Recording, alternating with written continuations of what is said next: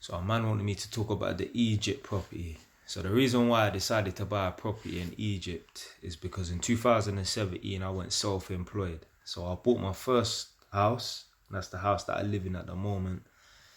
I was self-employed, had a local vending machine business going on. I had 2 vending machines at the time. One was at my uni and one was at a community centre in Islington. And yeah, man was self-employed, electrician doing work here and there, had the vending machine business bring me a local income. I was just about surviving and that, but I had a lot of free time, and as you know, time is the most valuable thing.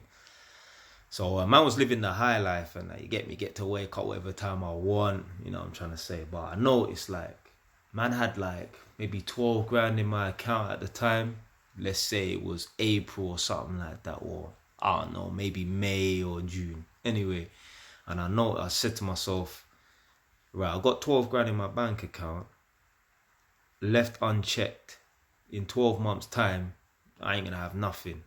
So I need to get a job, but I need to put myself in a position where I'm forced to get a job. When I have that 12 grand in my account, that's like a safety net. So I'm not forced to get a job. It's a safety net having 12 grand in your account. Think about it this way. If you have no money in your account, you're going to be way more desperate. You're going to be in a more state of desperation if you've got no money in your account as opposed to 12 grand in your account.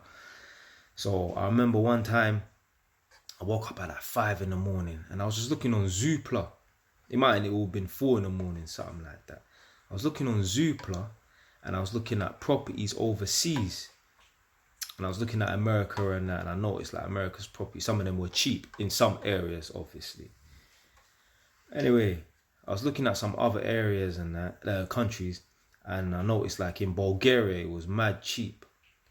Anyway, I come across Egypt and I saw that they was building some new properties and that. So I just decided to buy a flat in Egypt. Now that was back in 2017 December. I still ain't been out there to check on this property, it's all coming up 6 years and that.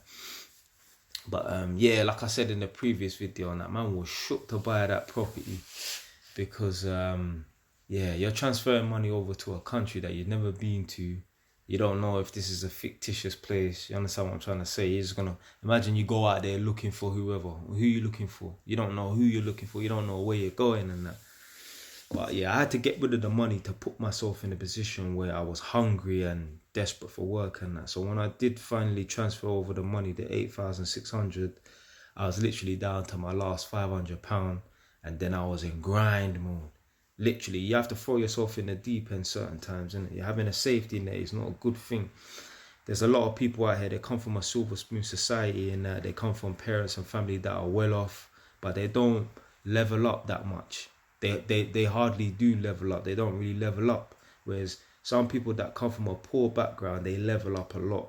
The reason why the people them level up a lot because they have to. The people them that come from a silver spoon society, they have parents that are well off and that they don't level up because they don't need to. So yeah, I just put myself in the deep end, got rid of all my money. Obviously, got rid of my money in the right way by making an investment and that. And you know what? It probably will pay off a lot more than most people will expect. So basically, someone sent me a post. I can't remember who it was. I don't know if it was on Instagram or on TikTok. Maybe it might be Money Chaser. Someone with an account named Money Chaser is always sending me stuff. And basically, this post was saying that like the property prices in Egypt are gonna start booming and that because people are starting to invest in Egypt. So man might have hit a gold mine there still. So yeah, I just got rid of all my money so that I can put myself in the deep end where now I'm hungry for work and hungry. And literally, man was hungry. I remember like working my job, coming home. So I start at like 7 in the morning, leave work at 4:30, get home at like 5:30, eat my dinner, rest for a couple of hours, then bam, go out to one of the community centres and that. So basically, I had a vending machine in the community centre, isn't like I said, but obviously there's a housing association that own the community centres and that. So they owned one in Islington, owned a few in different locations and that. And basically they needed some work doing in Poplar, E14, right near the Blackwall Tunnel. So I remember I went down there a couple of times and that. Man was working like from 8 o'clock till like midnight. And I remember one time I went there and the police came because basically the alarm went off and I wasn't able to shut it down straight away. So I had to phone the alarm people. They gave me the code and that, but then the police have come through and I was like, yo, I'm just an electrician and that, you know what I'm saying? They was cool. They saw all my tools and that or whatever. So yeah, they didn't give me no drama or nothing like that.